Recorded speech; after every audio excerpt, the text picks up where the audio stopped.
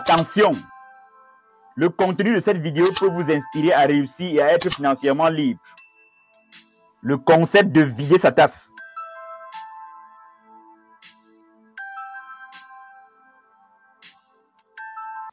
Les gars, bienvenue à une autre vidéo que j'ai décidé de faire. Je suis assis dans un nouveau bureau, le nouveau VTC en Malaisie. Ici, c'est le quartier du V, où nous soutenons le réseau partout dans le monde. Et peu importe où vous regardez cette vidéo, que vous soyez à la maison ou n'importe où, ceci est une très simple vidéo que j'ai voulu faire parce que j'ai reçu tellement de questions venant des leaders à travers le monde à propos de beaucoup de choses qui n'ont pas été expliquées dans nos vidéos précédentes. Ok? J'ai lancé une nouvelle vidéo appelée les 8 lois du succès. Vous pouvez aller le regarder. Cette vidéo doit être très courte parce que nous devons aller droit au but.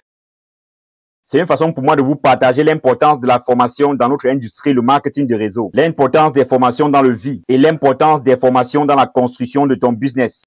L'une des erreurs que beaucoup de personnes commettent lorsqu'ils commencent notre business, c'est qu'ils pensent qu'ils savent déjà ce qu'il faut faire. Ils entrent dans le business de marketing des réseaux et ils disent « Ok, vous n'avez pas besoin de m'enseigner, je connais tout ce qu'il faut faire. » Mais lorsque vous analysez réellement n'importe qui, de n'importe quel background, que vous soyez docteur, ingénieur, et si vous êtes assis à la maison maintenant en pensant que vous êtes un expert en marketing dans une compagnie multinationale, cela ne signifie pas que vous pouvez venir dans le marketing des réseaux et appliquer les mêmes principes que vous appliquez dans votre monde de business traditionnel et réussir. Le marketing de réseau est très unique. C'est un business très spécial qui exige que vous soyez formé, que vous soyez rééduqué, pour que vous puissiez comprendre ce que c'est que le marketing de réseau. Ok? Le marketing de réseau, le concept de marketing de réseau, de façon basique, lorsque vous entrez dans un business de marketing de réseau comme Knet, règle en or, vous êtes un bébé. Vous êtes un petit bébé qui commence un nouveau voyage. Ok? Même comme notre business a plus de 20 ans, certaines entreprises ont plus de 100 ans dans l'industrie du marketing de réseau. Ne signifie pas que vous connaissez assez. La première règle que je vais partager avec vous, c'est que lorsque vous commencez le marketing des réseaux, s'il vous plaît, comprenez que vous devez marcher comme un bébé. Vous devez vider votre tasse. Cette histoire de vider sa tasse, je l'ai partagée plusieurs fois dans toutes mes formations à travers le monde. Si vous avez assisté à mes formations, vous connaissez que je commence chaque formation avec l'histoire de vider sa tasse. Mais je vais encore repartager cette histoire ici une fois de plus. Ok? La philosophie de vider sa tasse m'a été enseignée par mon mentor, Dato Sri Vijay, notre visionnaire. Lorsqu'il m'a partagé cette histoire, il y a déjà plusieurs années, je n'avais même pas compris l'importance de cette histoire. Mais lorsque je continuais mon voyage, étant son élève, apprenant de lui, j'ai constaté que cette histoire était un tournant décisif dans ma vie. Ok? Que les faiblesses que j'avais étaient parce que je n'avais pas vidé ma tasse. Donc, voici l'histoire de vider sa tasse. L'histoire de vider sa tasse est très simple. C'est basé sur une histoire de Master Suzuki, qui était un maître zen bouddhiste au Japon. Une vraie personne, il existait vraiment. Ce n'est pas la moto Suzuki, c'est Maître Suzuki, ok?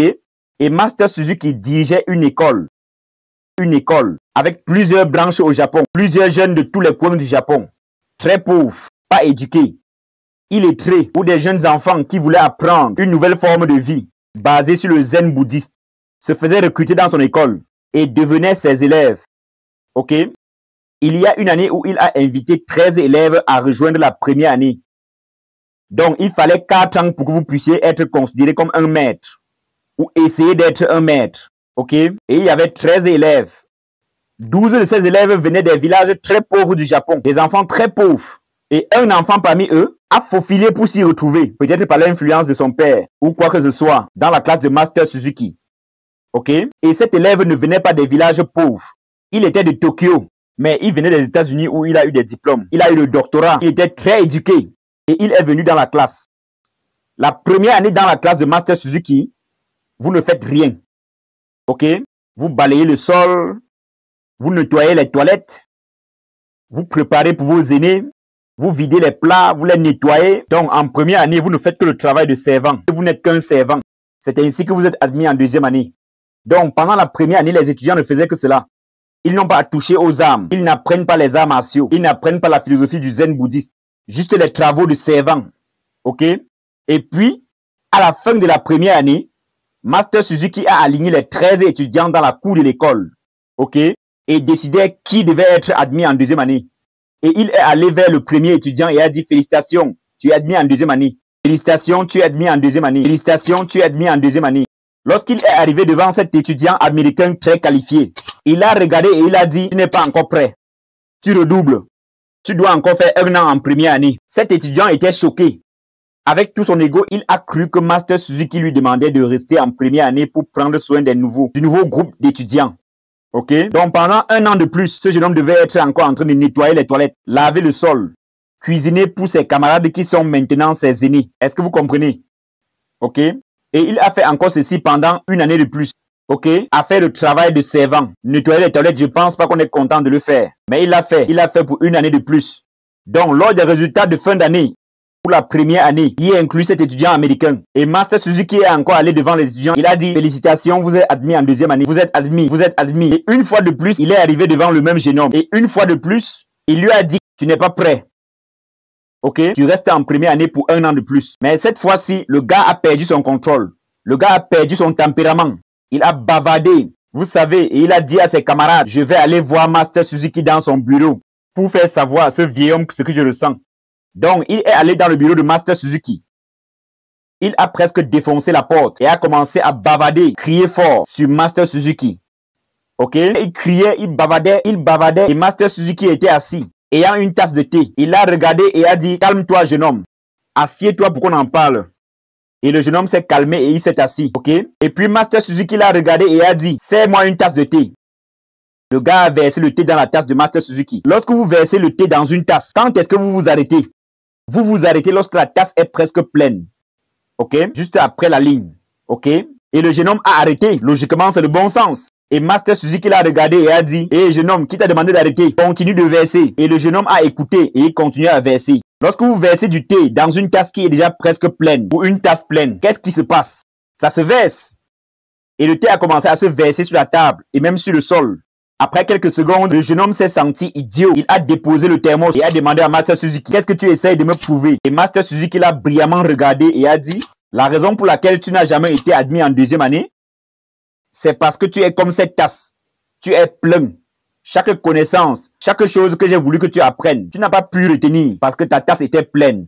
Donc le principe à tirer sur les enseignements de Master Suzuki, que j'ai appris de Dato Sri Vijay et que j'enseigne partout où je vais à travers le monde, c'est que vous devez commencer votre voyage dans le marketing des réseaux premièrement avec une tasse vide.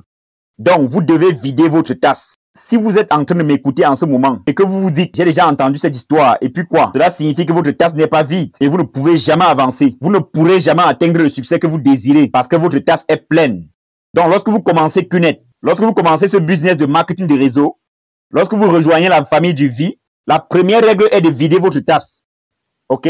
J'espère que vous n'êtes pas offensé par cette vidéo parce que je veux être très direct envers vous. Je m'en fiche si vous avez des diplômes. Je m'en fiche si vous avez le doctorat. Je m'en fiche si vous avez eu à réussir dans le business traditionnel. Ici, c'est le marketing des réseaux. C'est totalement différent de tous les autres. À moins que vous n'ayez déjà énormément de succès dans le marketing des réseaux et que vous ayez gagné plus que moi et que vous ayez construit un plus grand réseau que moi, je serais volontiers de vider ma tasse pour vous écouter. Mais jusqu'à ce que vous ayez un énorme succès dans ce business, s'il vous plaît, videz votre tasse. Ok? Lorsque vous commencez votre voyage dans ce business. Ce principe de vider sa tasse est quelque chose que Dato Sri Vijay m'a dit que je devais faire chaque jour. Ok? Je suis prêt à apprendre de n'importe qui. Si je veux savoir comment réparer ma voiture, j'apprendrai d'un mécanicien. Si le mécanicien veut apprendre le marketing des réseaux, il l'apprendra de moi. Donc, chaque jour, vous devez vider votre tasse pour pouvoir emmagasiner plus de connaissances, pour pouvoir avoir plus d'expérience, pour apprendre des gens qui ont plus de succès que vous. Donc, la personne qui vous a référé, votre upline, peu importe son âge, il a plus d'expérience que toi dans ce business. Le fait qu'il ait commencé avant vous, ok? Votre upline, AVP, V-Counsel, spécialement les V-Partners, ce sont des gens qui ont un énorme succès. Ce qu'ils gagnent en une semaine est plus que ce que vous avez gagné les 5 dernières années dans votre job ou business traditionnel. Ok? Et lorsqu'ils viennent dans votre pays, lorsqu'ils viennent pour un NSS, un Revicon, un NDA ou quelle que soit la formation, vous devez être là avec une tasse vide. Donc, beaucoup de networkers, beaucoup de personnes qui commencent notre business, ok, commencent toujours pensant qu'ils n'ont pas besoin de formation. Laissez-moi réaffirmer et vous rappeler que notre business se résume à la formation. Vous devez participer à toutes les formations. Vous devez avoir faim des connaissances. Vous devez avoir faim des formations. Je me rappelle encore de mes débuts lorsque j'ai commencé en 98 avec Dato Sri Vijay et Japa. J'avais l'habitude de me battre pour obtenir le peu de temps que je pouvais avoir avec Dato Sri Vijay ou Japa. Ok? Pour apprendre n'importe quoi. J'avais l'habitude de m'asseoir à côté de Dato Sri Vijay. Et lorsqu'il était au téléphone avec quelqu'un, je serais assis juste là à l'écouter pour apprendre quelque chose que je pourrais appliquer dans mon organisation ou dans ma vie. Ok? Je me rappelle encore, il y a une fois où je voulais que mes leaders rencontrent Dato Sri Vijay. J'étais en Malaisie et Dato Sri Vijay était à Singapour. À 5 heures de route. Ok? J'ai appelé Dato Sri Vijay et j'ai dit, s'il te plaît, pourrais-tu nous permettre de venir apprendre de toi? Il a dit, je suis à Singapour, je suis au Ha Hotel. Si tu veux, viens. Donc, j'ai réuni tous mes leaders et nous avons voyagé. Pendant 5 heures, nous avons traversé le pont et nous sommes arrivés à Singapour. Et nous sommes allés à son hôtel. Ok? Et nous l'avons appelé du rez-de-chaussée. Nous avons dit, nous sommes au rez-de-chaussée. Il a dit, attendez, je viendrai vous voir. Et nous avons attendu pendant 8 heures. Nous avons attendu pendant 8 heures de temps. Et Dato est finalement venu. Il nous a parlé. Je ne suis pas en train de blaguer. Ok? Il nous a parlé pendant pas plus de 20 minutes.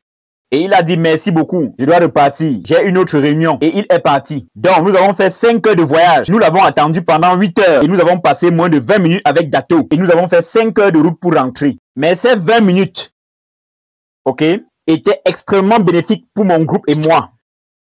Ok, parce que nos tasses étaient vides. Ces 20 minutes nous ont maintenu dans le business pendant 3 ans. Nous appliquons encore ce que nous avons appris pendant 20 minutes jusqu'à aujourd'hui dans les enseignements de marketing de réseau dans nos groupes. Donc, vider votre tasse est crucial. Chaque chance que vous avez de vous asseoir avec un networker à succès, un upline, un AVP, un V-Counsel, un V-Partner, profitez de cette opportunité. Ok? Dans un cafétéria, dans les salles d'attente d'aéroport, dans un bus, ne perdez pas votre temps. Apprenez, apprenez, apprenez. Videz votre tasse. Ok? Sinon, vous n'allez pas réussir dans ce business. Ok? La formation est un grand mot. Si vous parlez de formation dans le monde traditionnel, ce sont ces gourous formateurs, vous savez, qui n'ont jamais réussi dans la vie. Ils vendent juste leur programme et se font de l'argent. En vous enseignant comment vous faire de l'argent, même s'ils n'ont jamais eu à se faire de l'argent dans le business traditionnel. Et vous payez $2000, $3000 pour participer aux formations de ces gourous formateurs. Et vous revenez à la maison et vous n'appliquez jamais ce qu'ils enseignent. Vous avez une bibliothèque de livres, beaucoup de disques qui vont atterrir dans votre garage. Et après 5 ans, vous êtes encore fauché. Mais dans le marketing de réseau, je n'appelle pas cela une formation. La formation est un mot difficile. Et basiquement, tout le monde résiste. Vous comprenez? Vous résistez. Oh, qui est-il pour m'enseigner? Il est plus jeune que moi. C'était mon problème. J'ai commencé le marketing de réseau quand j'avais 22 ans. Et j'avais des downlines qui avaient 40, 50 ans. Et c'était difficile pour eux de m'écouter parce que j'étais jeune. Ok? Mais lorsque j'ai commencé à faire beaucoup de succès dans le marketing de réseau, parce que j'ai beaucoup appris de mon mentor, Dato Sri Vijay. Ok? Tout le monde était prêt à m'écouter. Ok? Donc, écoutez le succès. Ne vous posez jamais la question pourquoi. Posez-vous la question comment. Et suivez. Ok? Donc, je n'aime pas utiliser le mot formation. Ce que je fais avec vous maintenant, si vous êtes assis à la maison et que vous écoutez cette vidéo, je suis en train de partager. Je ne suis pas en train de dire que ce que j'ai partagé avec vous pendant plus de 20 ans, je l'ai obtenu du ciel. Je suis très fier de dire que rien de tout ce que je dis n'est original. Tout ce que je dis, je l'ai appris de quelqu'un plus grand et qui a plus de succès que moi, particulièrement Dato Sri Vijay Eswaran, dans cette industrie de marketing des réseaux. Ok? Et je respecte ses connaissances, j'absorbe ses connaissances et je les partage. Donc, dans le vie, je n'aime pas dire venez pour une formation. Et s'il vous plaît, allez à cette session. Ok? Parce que le gars serait en train de partager son expérience. Et cela est très important. Comme dans les 8 ordres du succès, j'ai partagé. Donc, vous êtes en train de commencer un voyage sur une route sur laquelle vous n'avez jamais été. Une toute nouvelle route ou autoroute. Ok? Et vous voulez aller du point A au point B. Vous pouvez le faire de vous-même. Mais si vous êtes intelligent ou sage, vous allez vous renseigner chez quelqu'un qui a été sur cette route. Vous allez dire, excusez-moi, comment est ce voyage? Quelle route dois-je éviter? Côté gauche, côté droite? Où est-ce qu'il y a des trous? Où est-ce que l'arbre est tombé? Où est le contrôle de police pour pouvoir les éviter, pour ne pas être verbalisé? Vous comprenez? C'est ce qu'une personne sage devrait faire. Donc, dans notre business, soyez sage. Apprenez de vos dévanciers, apprenez de vos uplines. Donc, notre session de partage ou formation, comme beaucoup de personnes ont l'habitude de l'appeler, ok, est divisée selon moi en 3 catégories. Si j'ai un downline, je peux l'aider de 3 façons. Où il y a 3 choses sur lesquelles je vais l'aider. Numéro 1, ok, c'est la croissance personnelle. la personne grandissant en tant qu'individu. OK? Et c'est très important parce que beaucoup de personnes rejoignent notre business avec beaucoup de déchets dans leur esprit. Ils sont alcooliques, ils sont paresseux. Certaines personnes ont une mauvaise valeur morale. Ils sont divorcés, ils ont des problèmes avec leur femme, leur famille, OK? Ils ont des problèmes de drogue, peu importe le problème, OK? C'est un challenge personnel qu'ils ont en eux. Et parfois, en tant qu'upline, si vous le choisissez, vous devez les aider dans leur vie personnelle. Pour moi, ce qui m'a attiré le plus à QNET, ce qui m'a attiré le plus aux vies, était leur mission de vie, de s'élever pour aider l'humanité. Il ne s'agit pas seulement d'argent. Il s'agit d'aider quelqu'un à changer sa vie. Et j'aime beaucoup cet aspect. Je pense que c'est l'une des choses qui me motive aujourd'hui parce que je suis financièrement libre. Je suis retraité. J'ai assez d'argent pour vivre toute ma vie confortablement. Mais je continue à faire ce que je fais parce que je pense que je dois changer beaucoup de vies là dehors. Je pense qu'il y a beaucoup de Patman qui ont besoin de Patman. OK? Et je pense que c'est mon devoir. J'ai beaucoup gagné dans cette entreprise et il est temps pour moi de donner en retour. Élevez-vous. Je me suis élevé avec beaucoup l'aide de Dato Sri Vijay. Et maintenant, je veux aider l'humanité. Donc, lorsque je fais le marketing des réseaux avec mes downlines, l'une des choses sur lesquelles je me focalise, c'est la croissance personnelle. OK? Et dans cet élément de croissance personnelle, je les guide dans plusieurs aspects. La discipline, l'engagement, à changer leur style de vie. OK? Je leur parle d'être végétarien, d'arrêter l'abus d'alcool et toute autre chose parce que je veux qu'ils soient de meilleures personnes. OK? Mais la chose la plus importante que je partage avec tous mes downlines, c'est le pouvoir des enseignements que Dato Sri Vijay a enseigné à des millions de personnes partout dans le monde, appelé la sphère du silence. La première chose sur laquelle je veux que le gars soit concentré, c'est la sphère du silence, le pouvoir du silence. 1 heure chaque jour, qui l'aide personnellement à grandir. Et c'est ça la croissance personnelle, OK? La sphère du silence, un aspect très important qui l'aide à devenir une meilleure personne, un meilleur père, un meilleur fils. Le plus important est que cela l'aide à devenir un meilleur networker.